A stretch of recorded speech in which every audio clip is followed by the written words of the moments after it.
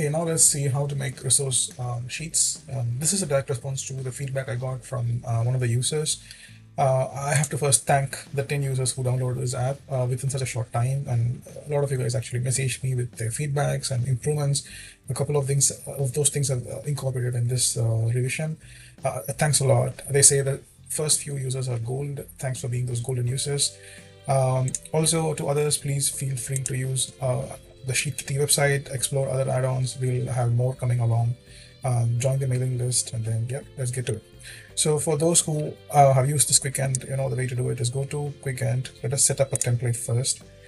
So the name of the project, let's say project 1. So once it is set up, it will give, as you can see, there is a few extra columns. Basically, resource column is added here because people want to use those sheets. So the way to do it is I select start and finish, and then I go to extensions, Quick Gantt, create Gantt from selection. So what that will ask for is the column for color, which is E, and then the actual start date, that is in column F, actual finish in column G, and then percentage complete in column H. And it will also ask for the data date, which is the cutoff date in C3. And then it will also ask for the resources now, which is in column I. Once it is done, you will see it will generate a timeline of the Gantt. I don't want the daily, I want the weekly, so this looks much better. So just a quick recap, and then we'll move on to the additional feature is whatever color you select here is the color that you have in Gantt. I'm going to remove the actuals here, and I'm going to give a realistic cutoff because March is much beyond here. So let's say 5th of Jan. So if you want to change the color of the Gantt, it's very easy. Just select what you want to change, go to here, pick a color, and then go into Quick Gantt, synchronize color for selected rows. Again, you have to click this when you have actually selected the cells which you have changed the color for, and then that will change the color of the Gantt also. You can do this any number of times. Let's say I want to change across the board, I want a pink color, you can do that also.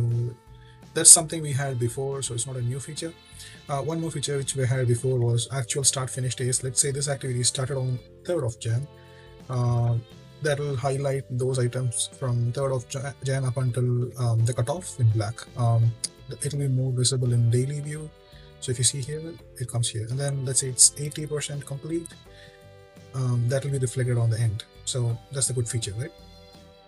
This is already existed in the previous release.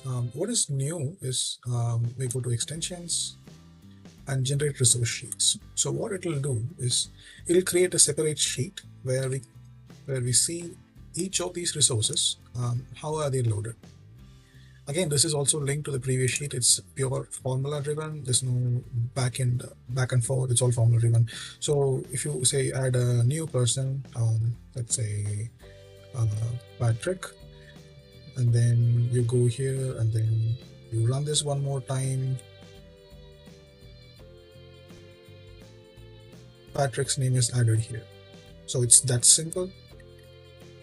So that's something which you guys requested for as a new feature. I hope you like it. One more thing that's worth noting is because this is directly linked to the sheet, when I change the view here, it automatically changes there. Let's say if it is a daily view, the resource loading is also showing daily view and daily how the distribution is happening. And if I want to see, let's say, weekly view, again, the resource loading is also changed to resource by week, and then loading per week also. I hope that is helpful. Thank you all.